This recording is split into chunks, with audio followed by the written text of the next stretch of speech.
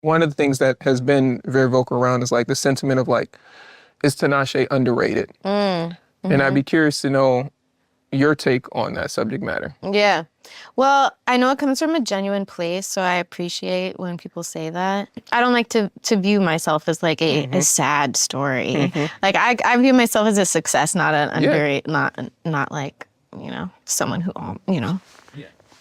did not reach the success you deserves. Like, but I don't know. It's such a nuanced conversation, but I just don't embody that energy. All right. Y'all make some noise. Thank you. Thank you, thank you, thank you. That's right, y'all make some noise. We got Tinashe in the building. You know? Ooh. How you doing? You feel good? I shifted the whole couch. It's the energy. You got that energy.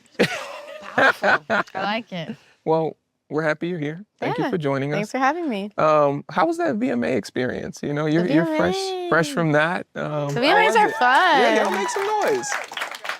The VMAs are always a good time. Yeah. It's like, to me, it's the most fun award show. That's a statement. It is. It is. But like, which one's better? Hey. The Grammys? Hey.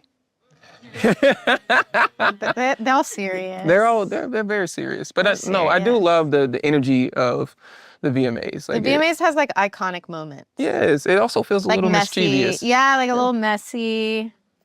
You know, you got range. You got from like Britney Spears with the snake to like Miley Cyrus twerking. You know, there's just range. Range. I love the VMAs. You love the VMAs. Tell me about the outfit choice. Because the internet is talking about the outfit choice. You know what's really funny? The outfit choice like came together like 2 hours before the show. I didn't even like tell anyone this. I had this other outfit that I was gonna wear. And then basically the morning of the show, I saw someone else wearing that same dress the night before. And I was like, oh. You're like, can't do it. Pivot. So we just like went into the city. We went to like Bergdorf and then we didn't find anything. So then we're like, it's okay. So we went to Saks and tried on a bunch of stuff. And that dress was just like perfection. It's the one. This is achieving everything that, I set out to achieve. Tell me, so how long did it take to find the dress before or the outfit before? We'd done like some fittings like the week previously and we'd gotten it tailored, the whole thing. Like I got my nails done to match. It was a whole thing. And then we're like, oh, you're like, new dress. Yeah. New dress. It's funny how though. It works that way. Like the stuff that happens last minute ends up being the right choice. I was like, I feel alive. I thrive under pressure a little bit. It helps you focus. I kind of like it. Yeah. I mean, you've had a lot of like high pressure moments and we'll get to some of those moments for sure. It makes good memories. That for sure. Yeah.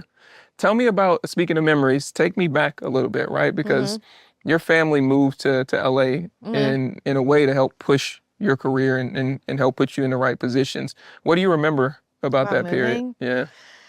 I mean, I was really young, but I already had these like crazy, crazy big goals. And I think the biggest thing that I remember about being young was that all my goals felt so very tangible. Like really? They didn't feel difficult to achieve or like far off. I think some like childlike naivete, just which is amazing. Which is amazing. And I think that honestly, for me, it was a big part of I think how I like manifested my career because I just had this kind of very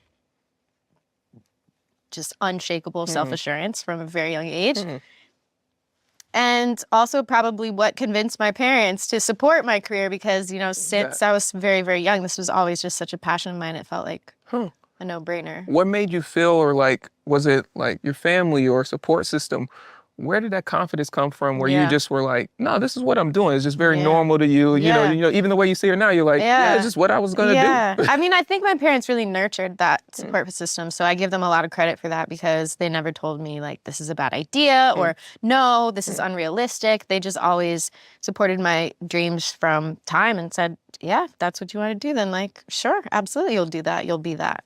That's crazy. I think that cultivated this crazy sense of confidence from a very young age. I mean, to make it in this industry, you need that confidence. You 'cause really do. There's so much. It's wild. And I didn't really start experiencing that kind of self-doubt and stuff until I obviously like was in the thick of it and being in the industry, and then for the first time looking at myself and my career and my life and being like, whoa, this isn't as easy as I thought it was gonna be, you know what I mean? But yeah, I think just the fact that I even was given so many opportunities was because it started with a foundation of confidence. Take me into like some of the sacrifices that came with that, right? For the family, right? Because I imagine like everybody's got lives, you Oh know, yeah. prior to, and then, you know, your parents are people too, right? Mm-hmm. What did it feel like when you were like hitting these milestones professionally? What did that mean to you and the family? I mean, it was a big deal for me because I think even at a young age, without it being something that my parents like put pressure on me directly, I still felt that there was a sense of pressure, only because I knew that we were financially unstable. I knew that the core of like my parents' siblings and their parents all lived in the Midwest. So they didn't have the support means. system or even like the same opportunities that, you know, I did growing up here in LA. Yeah. And so I think it was really, there was just an awareness that you know, my continued success is kind of what's going to keep us living here. And like, it's a lot of pressure. I was going to say, that's a lot of pressure. It's a lot of pressure. It didn't feel like a negative amount of pressure though for me because I had this like crazy confidence. So I was like, it's fine. I got this. It's like, it's I whatever. got this. It's written. Yeah, it's written. And I do think that yeah, it helped me and us as a family to get through some like crazy times financially and like almost losing the house or things like that, and really brought my focus at a young age to my business and to my work, which also gave me some level of advantage because like when kids were all in school and like worried about prom and homecoming and cheerleading and whatever, like I like those things, but I also was like, I got other focuses, you know? I'm trying to go on tour. Yeah. Like I'm trying to get in the studio, and so I think it made me lock in at a really young age. Because I definitely saw the sacrifices my parents made, like getting extra jobs, leaving obviously their family and friends. Me, you know, sacrificing free time after school to like go to auditions. Like, how does that, you know, when you think about your childhood or even now, right? Because like you can reflect, right? We can look back, hindsight. What do you think about it now? Do you miss like some of those things, or you're like, I kind of want to go to prom, or I had my prom on you know, some of these runways or red carpets? Honestly, no. I never really felt like I missed out, even though, you know, there's experiences that I didn't have. I felt like I was doing what I really wanted to do, so I never felt that sense of like, I missed something. I didn't go to college. Like I wanted to be doing what I was doing already, so yeah, it was a blessing. Yeah. As things started to progress and momentum, did you feel like people started to change in regards of how they interacted with you or approached you, or?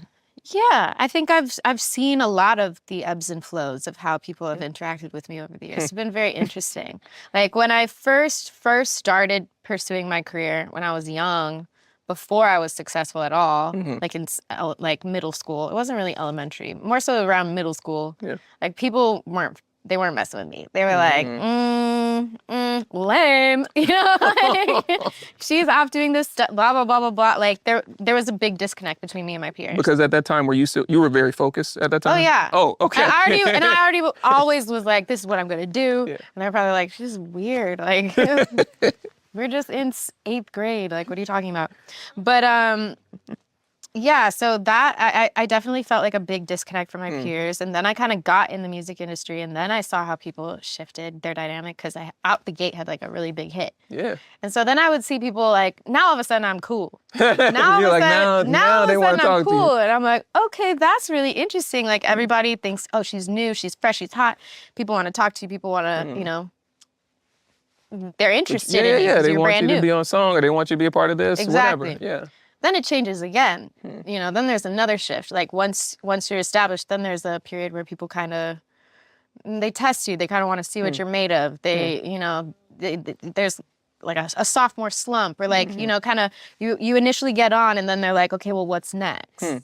And that's when, you know, it's easy for the doubt to seep in, the Yeah. pressure to seep in, all of the extra things that go with, you know, Mm. being in the music industry start Because you're to. no longer so focused on just you. And it's just not pure anymore. Like before you get in the music industry, you have a very pure idea of like, this is how it's gonna go. This is the type of music I wanna make. This is who I am. And then as you're further along in it, people have their perceptions of what you should be, their idea of what you should make, the perceptions of the media, the perceptions of your own team. There's just so many more opinions and energies going into your work than ever before. Right, right. So then it shifts a little bit again, and then people are kind of like not giving you as easy. It's not as easy. It's not as easy anymore. as when you were first coming through Right, the when door. you're brand new. Yeah.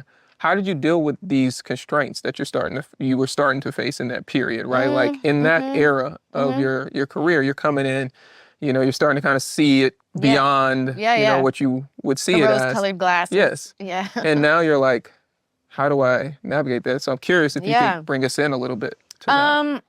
It definitely was a learning experience for me. I don't think I really saw those challenges coming until they felt like real challenge, like until I felt like it started to affect like my mental health or like my own perception of myself as a creative. Yeah. Then I was like, wait, this is like, hold on, like let me stop and kind of reevaluate what's really important to me. Yeah. And at a core, what's most important to me is obviously the art itself and being able to stay true to why I am involved in music, which is to make great music. Yeah. And to just kind of try to, which this is also an act of practice. This doesn't just happen with one decision. You practice separating yourself from those perceptions and you know, not being so attached to people's, you know, what people think of you or people's idea of what you should or shouldn't do. And then you kind of get back to a core of instinct and of gut. And like, that's really what I had to do over the next few years. Wow. Was there a period or like a specific moment where you recognize like, hey, like I feel like I'm not really in control of this in the way that I want? Yeah. Yeah? What was that? I had an album that I wanted to put out around 2015. Was it my second album? It was my second album. Yeah. Yeah.